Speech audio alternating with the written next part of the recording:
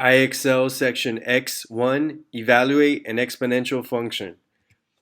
This is the first IXL that we're doing on exponential functions, and this is a very important topic. The reason why is, number one, the majority of your next exam in your Algebra 1 class consists of questions on exponential functions. All right, so the majority of your next test in your Algebra 1 class is about this.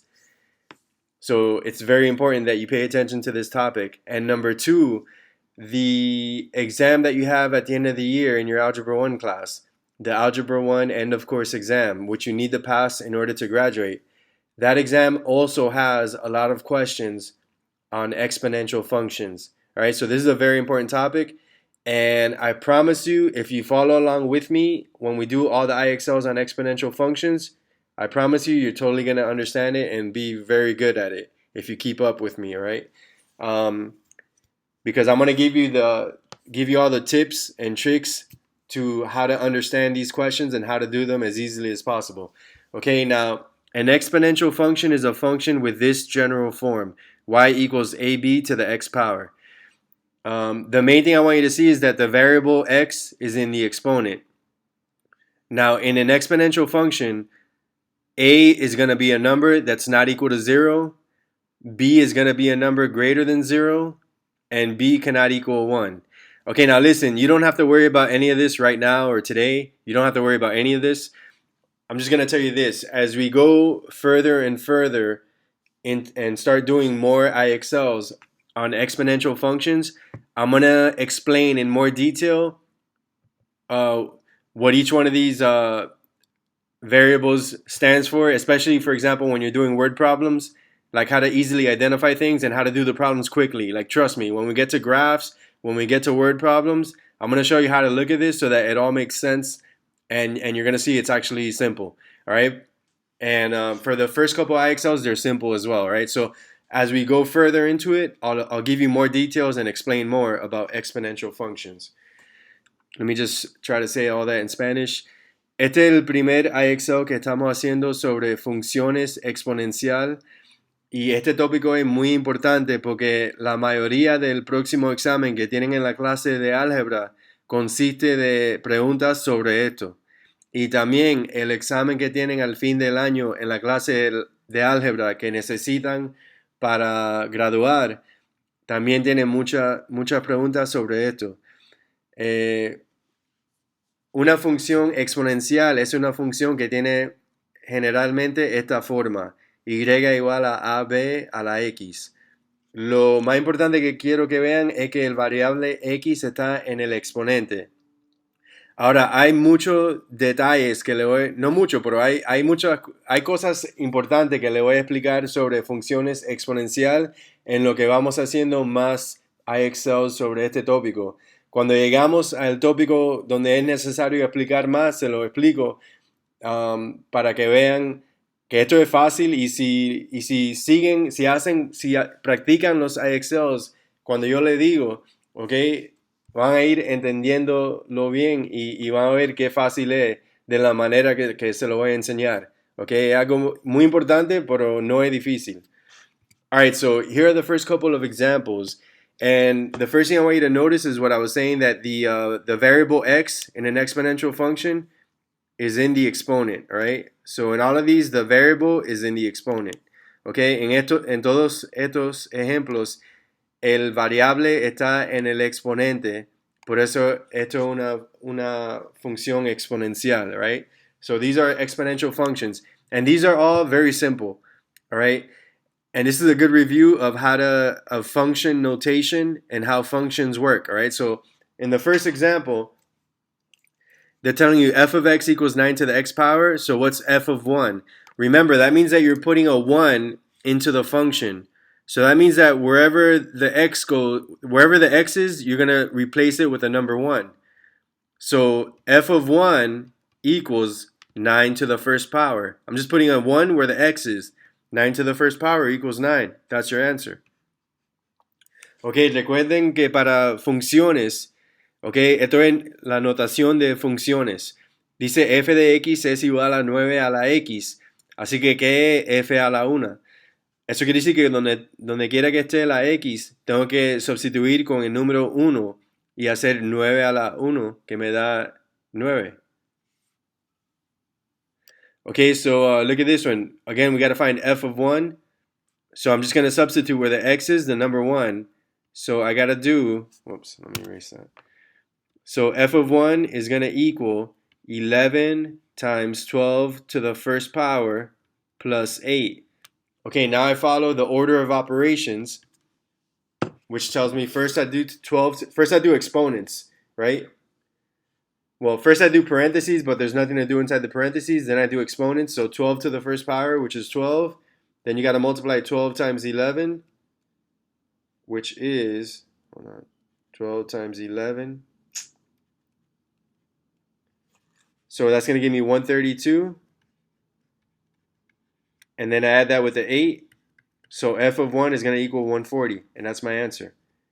I'm just following the order of operations once you substitute with the number 1. This is how this entire IXL is. So as you can see, this is a very simple one. I'm not going to do many examples, okay?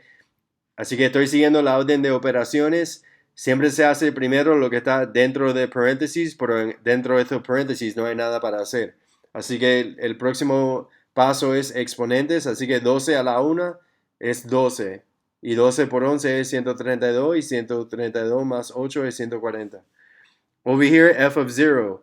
So I got f of 0 is going to equal 11 to the 0 power plus 4. Now remember, any number to the 0 power equals what? Any number to the 0 power equals 1. So this is going to be 1 plus 4. So f of 0 equals 5. A lot of these you could do mental math. And like I always say, if you could do it mental math, do it mental math. That'll make you much stronger in math. Okay? Recuerden que cualquier número con un exponente de 0 es igual a 1. Así que 11 a la 0 es 1 y 1 más 4 es 5.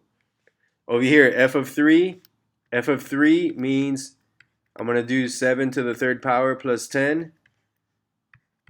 So f of 3 equals 343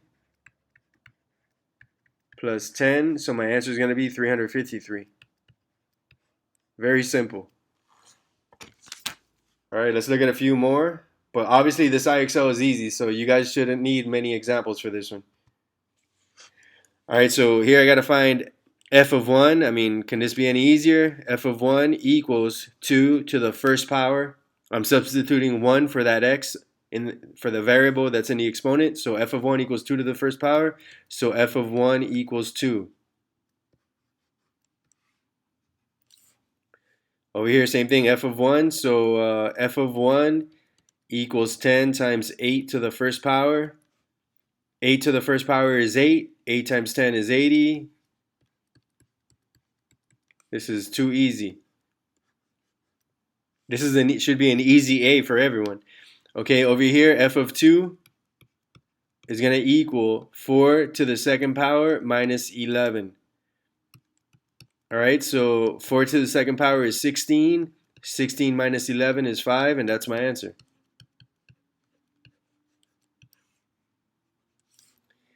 And over here, f of 1 is going to equal 7 times 11 to the first power.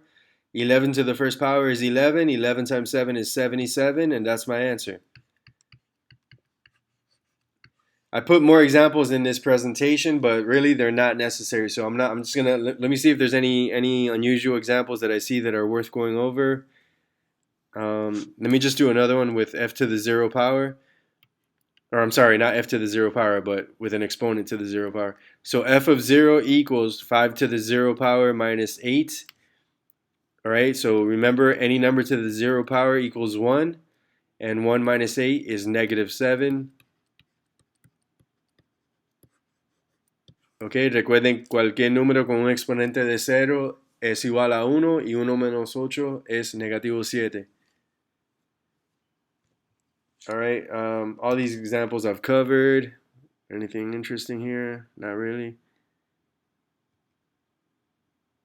I mean, all the questions on this IXL are going to be the same. They're going to add some decimal points. That's about it. You would just use a calculator for that if you need it, which is fine. Let me do this one right here, and I'll move on, just to do one with decimals. All right, so on this one, f of 2 is going to equal negative 2.59 times 8 to the second power plus 7.28. All right, so again, I follow the order of operations. Please excuse my dear Aunt Sally. There's nothing to do inside parentheses, so the first thing I'm going to do is the exponent, which is going to be 8 to the second power, which is 64. 64 times negative 2.59. 64 times negative 2.59 equals negative 165.76. And then I got to add that plus 7.28.